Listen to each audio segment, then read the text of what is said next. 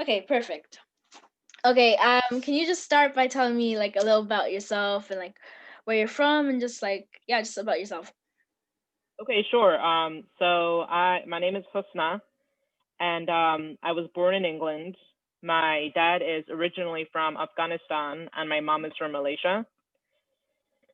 I moved to Michigan when I was 5, and I started school at Sacred Heart in the second grade, and I stayed there throughout senior year. So I went to that school for 11 years, and it was a very interesting experience for me just because I was the only South Asian Mm-hmm. student.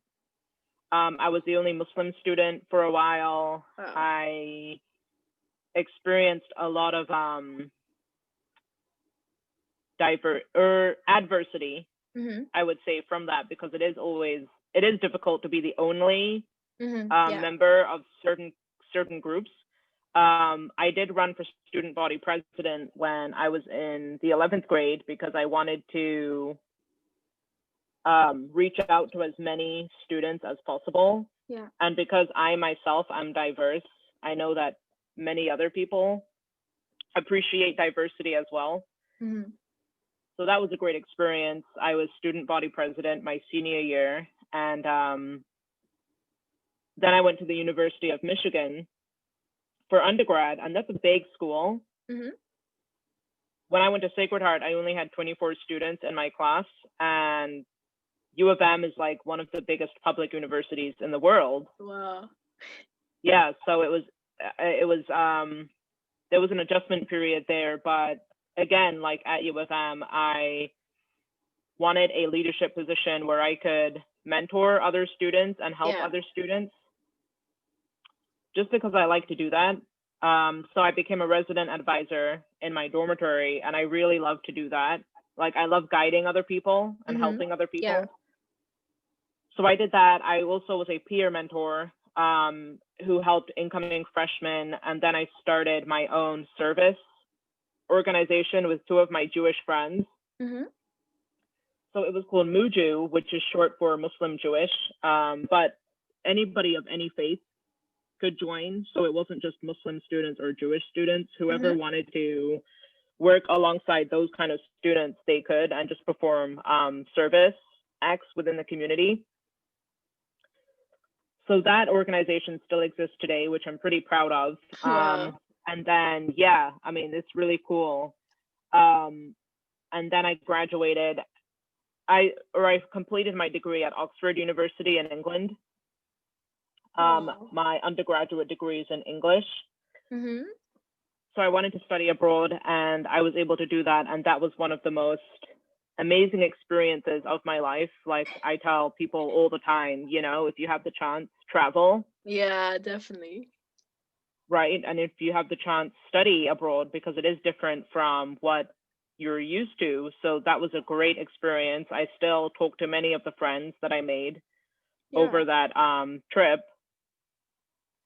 So then I came back and I worked for a few years, and I went to law school in 2015. So it's a bit difficult to understand because of my accent, law, like LAW. Mm-hmm.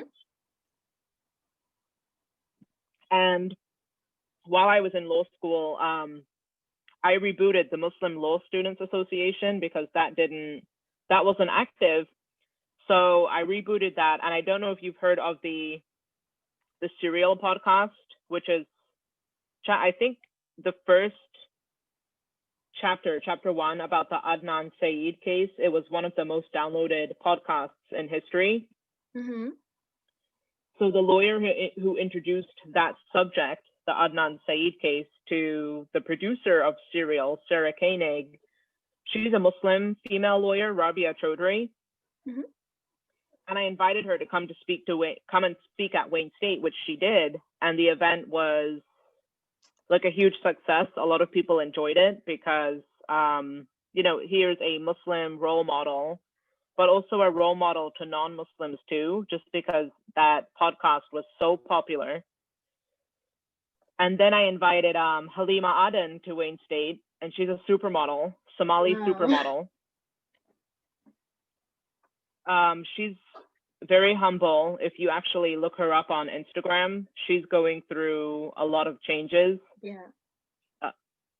As an individual, and she's kind of talking about her experiences within the fashion industry and how she wants to reconnect with her faith, like reconnect with her Islamic faith. I'm Muslim, so Yeah. I have a lot of So like I have a lot of desire to highlight like strong Muslim individuals, because there's a stereotype that exists within the media that Muslims are terrorists or Muslims Yeah. Yeah. are, And it's horrible.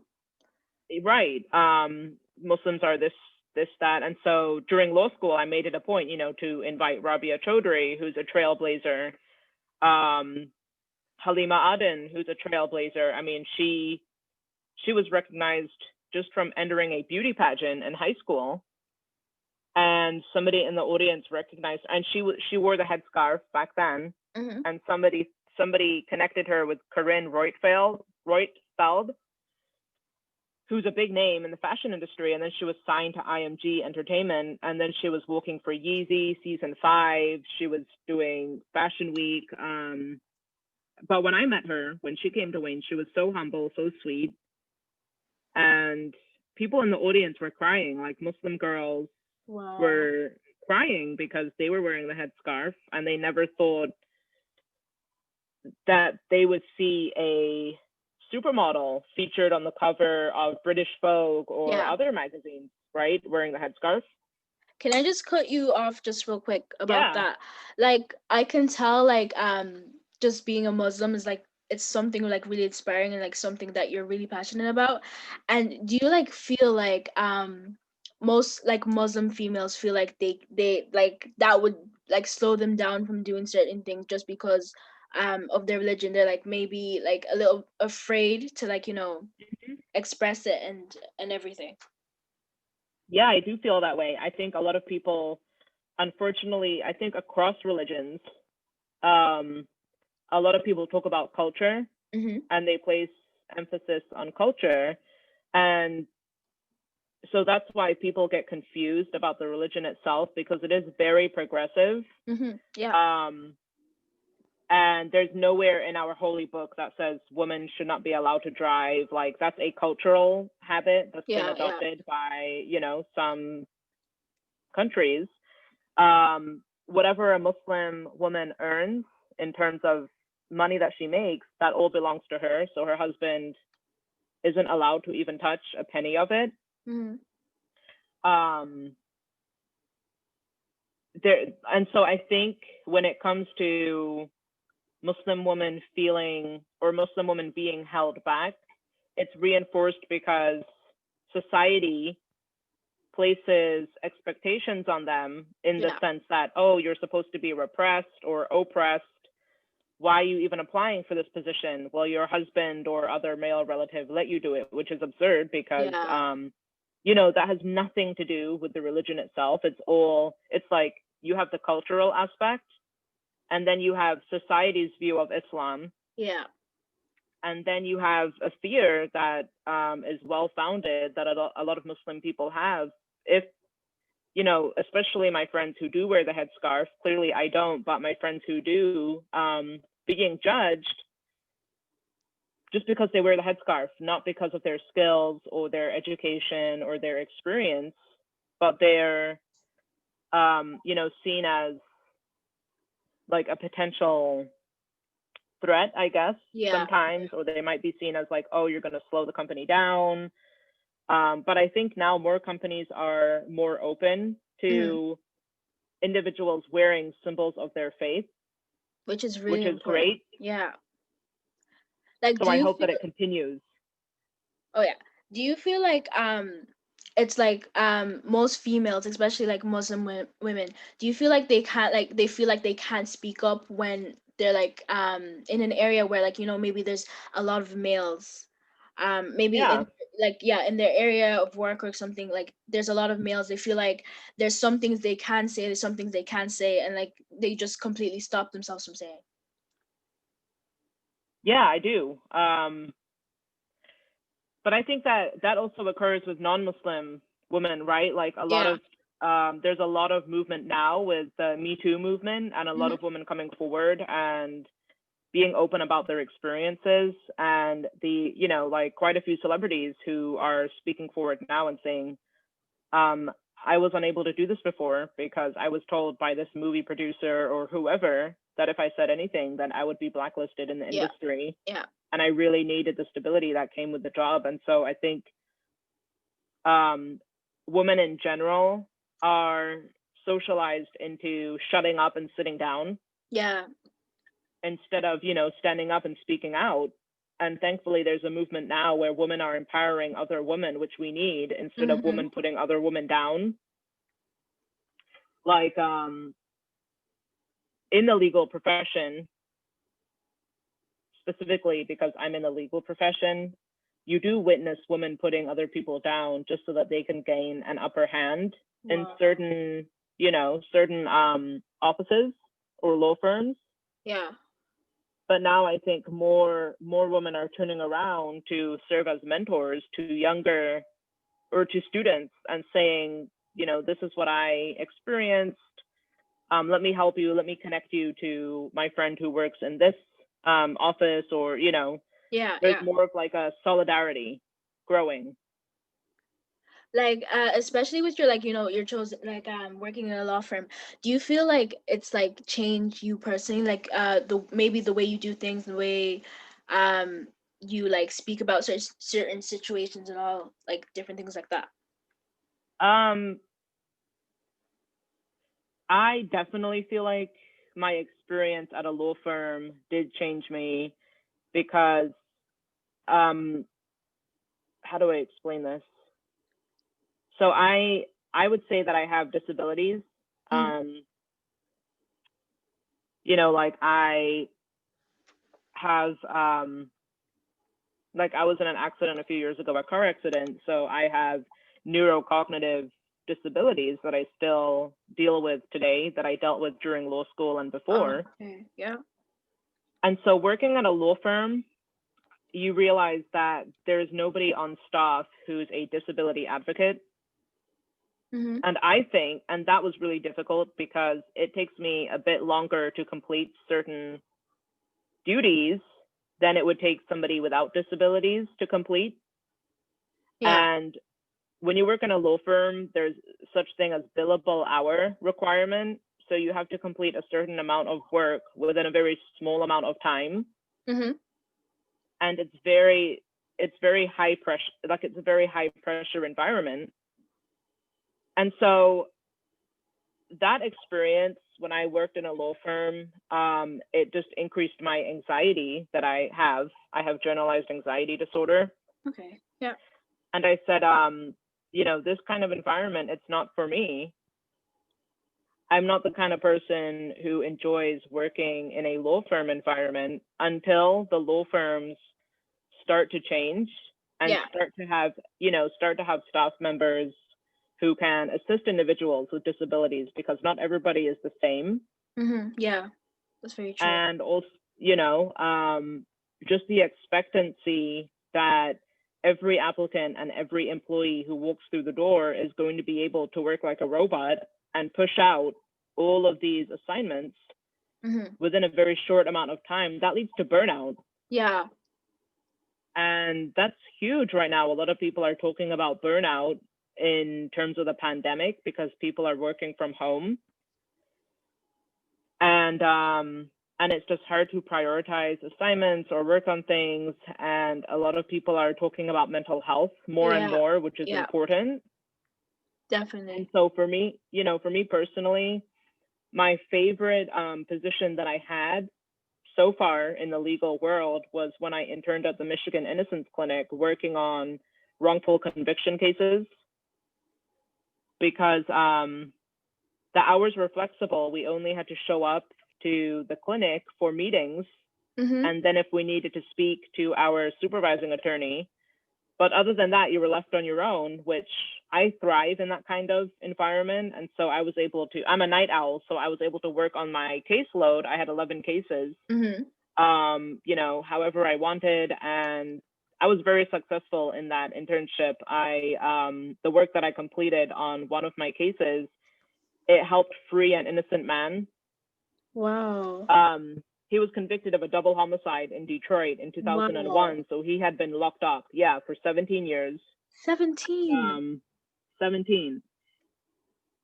And your heart breaks because that's just one of hundreds of thousands of cases. And it's And always like that. Like it's just like a continuous cycle, and like you can't really do everything. Yeah. Right. I mean, because I've talked about wrongful convictions so much to my friends, and because the work that I did, it was recognized in the legal news and online. Now the man is free and he's married and, just living that's life. great. That's actually great. So it does make you realize when I look back and think, wow, a lot of my friends who are working in law firms, they're making big bucks because big law, it pays a lot of money. But I'm like, but at what expense? Because they're burned out. I mean, for some people who enjoy it, good for them. That's great. But for other people, you're telling people you're going to work 60, 80 hours a week. We're going to pay you good money, but in exchange, you have to give up your family life. You have to, not talk about your mental health. You have to not having, like all of these things. It's a lot to give up. Kudos to the people who can do it, but I think overall the legal culture needs to change. And I mean, just I guess across all of these professions, right? It could be the medical profession, legal, business, whatever it is. Yeah. There needs to be, society needs to say, like, we can't treat humans like robots. We need to give individuals the space to vocalize their feelings instead of being afraid to speak up and then lose their job. Yeah. Like in the law firm, is like, especially in the one you work in, is there like more females or than males, or the males and females, or is there a balance? Oh wow, yeah. I mean, the legal field, it's male dominated. So okay. And do you feel but like now I think, oh sorry, go on. I mean, now I think women are joining, but it's still a male dominated profession. Do you feel like as a female, like you're like treated a little differently, like in terms of like, as you said, like burnout and all that kind of stuff? Like, do you feel like you're kind of pushed a little bit harder than the males, and they're kind of like get a little bit of like leeway or something? I think yeah, of course females are treated differently, because if a female if she has different familial responsibilities, then it's like, okay, are you sure you're going to get the job done? Or if she becomes pregnant, things like that. So it's just like, already there's I don't want to say disadvantage, but you know what I mean? Like, already there's like, there's like somebody's holding their breath, kind of, I mean, the supervising attorney that I had while I was working at a law firm, her daughter was, I want to say 3 years old, and she had 100 cases on her desk at one time. Oh my God. And she was partner of that firm. And so, me working underneath her and having to approach her, with any questions that I had, I thought that I had to work twice as hard just to make sure her workload didn't worsen. Yeah. However, even when I did submit something to her, then she would just send me things, it was like a never ending cycle. Like, I was trying to help her out, but of course, work is work, right? So I would complete something, I would receive 5 things back to, okay, now work on this, and it was never ending. Oh my God. And you would think somebody who is in that position of partner of a law firm, that they would have more freedom and flexibility, but it was like, it was the opposite. Because so now there's an expectation that she worked hard, she's given this duty and responsibility as partner, Mm-hmm. She's still expected to work hard, yet she also has a daughter at home. And so it's different, when it comes to female lawyers and male lawyers, because, Yeah. there's just a difference there. And I don't think the legal profession is equipped yet to treat the needs of females and males equally. Like we're not there yet, and I don't know how long it will take, but I hope it's soon. Okay, that's great. I think I just have one more question. In Mm-hmm. terms of gender, like I don't know if being in the law firm was your first option, but like if gender wasn't an obstacle for any profession, which one would you Mm-hmm. have chosen? Which one would I have chosen? Yeah, and like which one would you be like you'd feel like you'd have the more how do I put it? Like you'd feel more like obviously at home, but more leadership in. That's a really good question, Kiki. I always wanted to become an astronaut. Wow. I've never heard that. So I don't know if I can do that now, but I do follow this one female astronaut. Her name is Kelly Girardi. Mm-hmm. I follow her online. She's an amazing resource because she does advocate for more women joining the profession, Mm-hmm. because that's also a very male dominated field. Exactly, yeah. And I would have loved to be in that field. I love space. I love everything, the universe, the planets, black holes, red Yeah, giants, all of that astrology, all that, stuff. yeah. Right. And so you would think like it would have been nice to have become an astronaut, because I would be, like I identify as Malaysian and Afghan, who was born Mm-hmm. in England, who the daughter of immigrants, like Yeah. I interned with the US Army my second year of law school as a judge advocate general intern with the 82nd Airborne, and the 82nd Airborne, they're the paratroopers, so they jump out of the planes. And one experience I remember is we flew in a Black Hawk, open door, so it's like a helicopter and the door is open.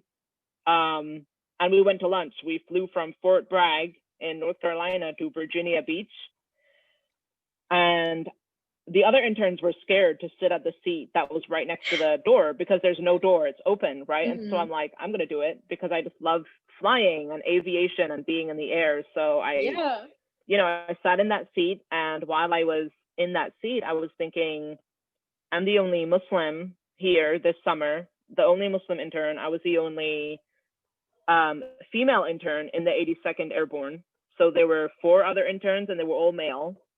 Mm-hmm. Wow. And so it's kind of like the point I'm trying to make is, even though I would have loved to be an astronaut, there have been many instances in my life where I have been the first, Yeah. because I looked around and I didn't see anybody like me, That and that inspired me, yeah. to That's do great. things, right? That's so good, yeah. Like what would be the word that like or what would you tell other females to like encourage them to kind of be that person, to be like the first, to be a leader, to be like someone who does something out of the ordinary, because like that's what I'm getting from you. Like you're someone who does something that's like not everyone wants to do or not everyone is doing right now. Like you're like the trendsetter. Like how would you make other people like set those trends?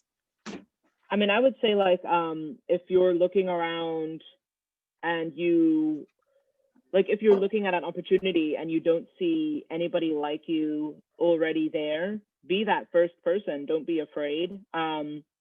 Like with the Innocence Clinic opportunity, the University of Michigan doesn't hire non-Michigan law students for the Innocence Clinic, right? Mm-hmm.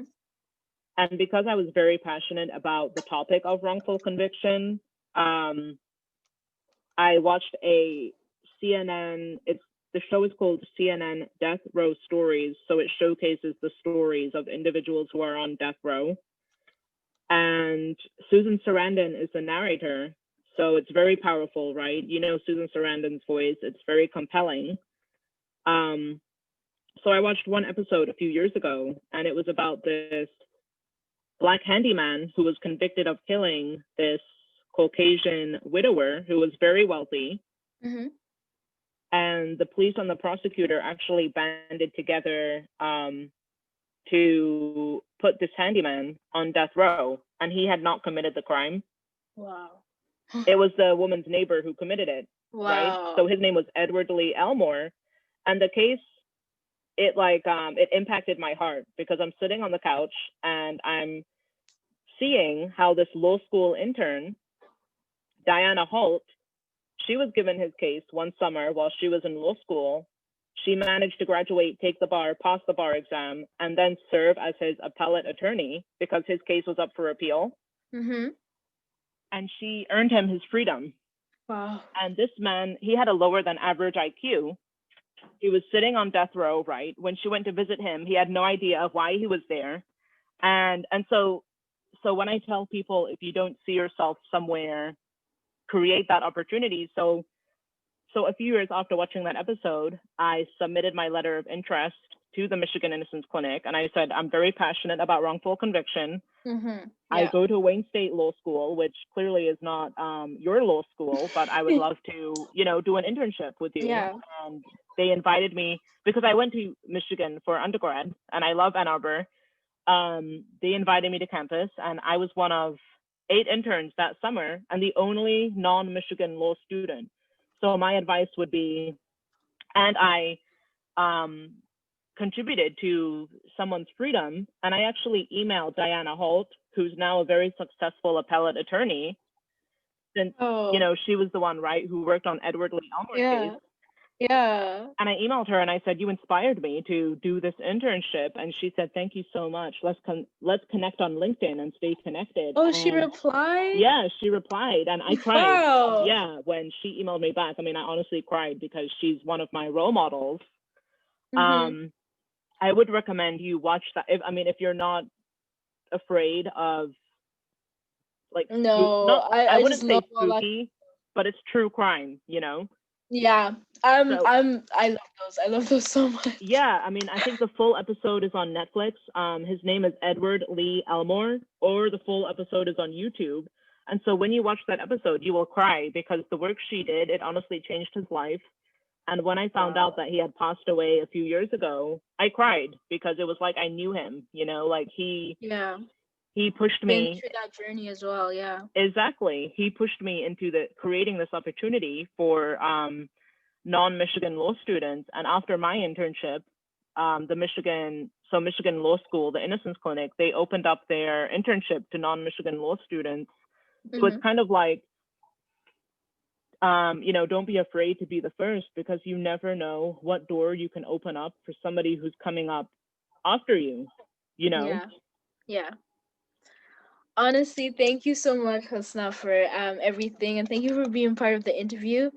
Of course. Thank you for inviting me. And if you have any other questions, of course, feel free to message me on WhatsApp and stay in touch, because I want to find out, like how your life is going and what you're up to. Okay.